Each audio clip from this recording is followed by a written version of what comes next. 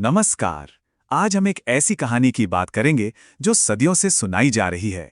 ये कहानी है क्लासिक कविता सुदामा चरित से। इसमें दो ऐसे दोस्तों की बात है जो बिल्कुल अलग अलग दुनिया से आते हैं और जहां दोस्ती की असली परीक्षा होती है। और यही सवाल इस पूरी कहानी की जड़ है।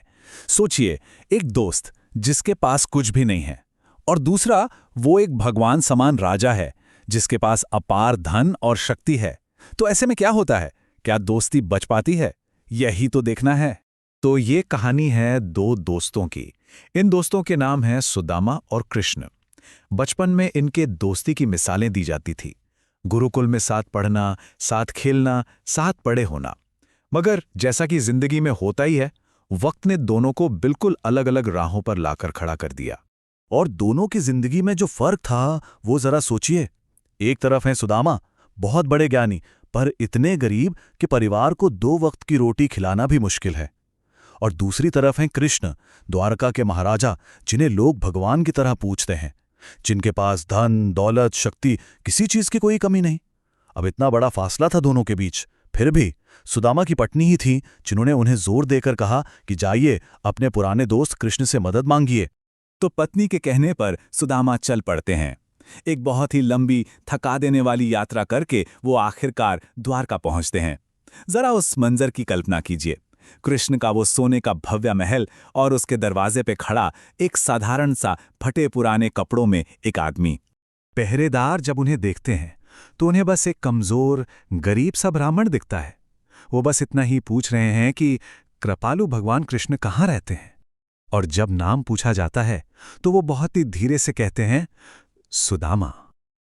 उन्हें क्या पता था कि ये एक नाम अंदर महल में क्या तूफान लाने वाला है। कविता में उनकी हालत के बारे में जो लिखा है वो सुनकर दिल भर आता है। देखिए, ना तो सिर पर पगड़ी है, ना तन पर कोई कुर्ता, बस एक फटी पुरानी सी धोती पहने हुए हैं। पैरों में जूते तक नहीं है और लंबी यात्रा की वजह से पैर फट चुके हैं, उनमें कांटे चुभे हुए हैं। मतलब इस एक तस्वीर से ही उनकी गरीबी और सफर की मुश्किलों का पूरा अंदाजा हो जाता है।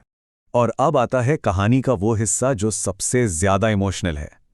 जैसे ही पहरेदार जाकर कृष्ण को बताते हैं कि दरवाजे पर सुदामा नाम का कोई उनसे मिलने आया है, बस कृष्ण का जो रिएक्शन होता है वो देखने वाला है। तो अब सवाल यही उठता है, शाही प्रोटोकॉल जीतेगा या सच्ची दोस्ती?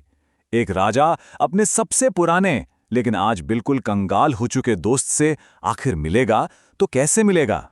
और इसका जवाब हमारी हर उम्मीद से कहीं ज्यादा भावुक है। कृष्ण सब कुछ छोड़कर नंगे पैर दौड़ पड़ते हैं। वो बाहर आते हैं, अपने दोस्त को कसकर गले लगा लेते हैं, और सुदामा की ऐसी हालत देखकर उनकी आंखों से आंसू रुकते ही नहीं। कविता की ये लाइनें सब कुछ कह देती हैं कि उन्होंने सुदामा के पैर धोने के लिए परात में रखे पानी को छुआ तक नहीं, बल्कि अपने ही आंसुओं से दोस्त के पैर धो दिए। ये वो पल है जो बताता है कि असली दोस्ती किसी भी पद, हैसियत या दिखावे से बहुत बहुत ऊपर होती है। अब दोनों दोस्त महल के अंदर हैं। माहौल थोड़ा हल्का होता है। दोनों बैठकर बचपन की पुरानी बातें याद कर रहे हैं, हंस रहे हैं। और तभी कृष्ण की नजर जाती है उस छोटी सी पोटली पर जो सुदामा अपने साथ लाए थे। अब जाहिर है, इतनी शान और शौकत के बीच सुदामा को अपना तोहफा, जो कि बस मुट्ठी भर चावल थे, बहुत छोटा लग रहा था। उन्हें शर्म आने लगती है। उन्हें लगता है कि इतने बड़े राजा को वो ये क्या ही देंगे। और इसी झिझक में वो उस चावल की पोटली को अपनी बगल में छिपाने की कोशिश करते हैं। पर कृष्ण तो कृष्ण हैं, उनसे क्या छिपा। वो मुस्कुराते हैं और मजाक में सुदामा को छेड़ते हैं। उन्हें बचपन का वो किस्सा याद दिलाते हैं जब सुदामा ने अकेले ही चने खा लिए थे। वो कहते हैं, अरे, चोरी करने की आदत तुम्हारी गई नहीं? जैसे बचपन में गुरु माता के दिए चने छिपाए थे, वैसे ही आज भाभी के भेजे ये अमृत जैसे चावल छिपा रहे हो। इससे साफ पता चलता है कि कृष्ण के लिए उस तोहफे की कीमत नहीं, बल्कि उसके पीछे का प्यार, वो भावना ज्यादा मायने रखती है। तो कुछ दिन अपने दोस्त के साथ महल में बिताने के बाद सुदामा के घर लौटने का वक्त आता है। कृष्ण उन्हें बहुत प्यार और इज्जत से विदा तो करते हैं, पर उन्हें कोई सोना, चांदी, कोई धन दौलत कुछ भी नहीं देते। और बस यही बात सुदामा को परेशान कर देती है। वो बहुत कंफ्यूज हो जाते हैं। तो अब घर वापस जाते हुए सुदामा के मन में तरह तरह के ख्याल आ रहे हैं।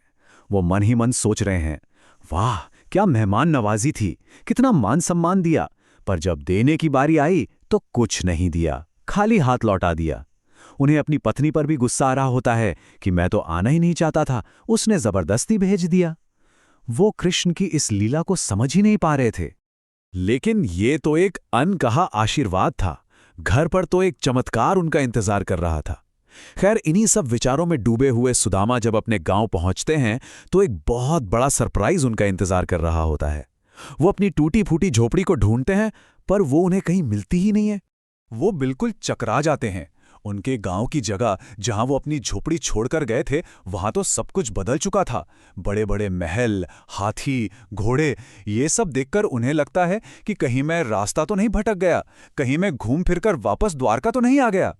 वो बेचारे अपनी झोपड़ी को यहां वहां ढूंढ रहे हैं, पर वो तो है ही नहीं।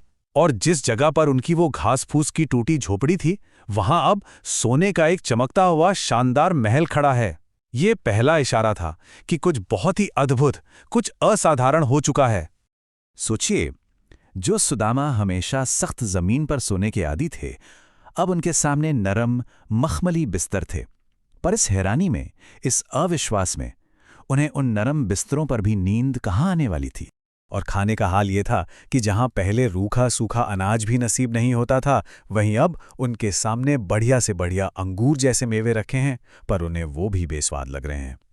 ये बदलाव इतना इतना बड़ा था कि उन्हें अपनी आंखों पर ही यकीन नहीं हो रहा था।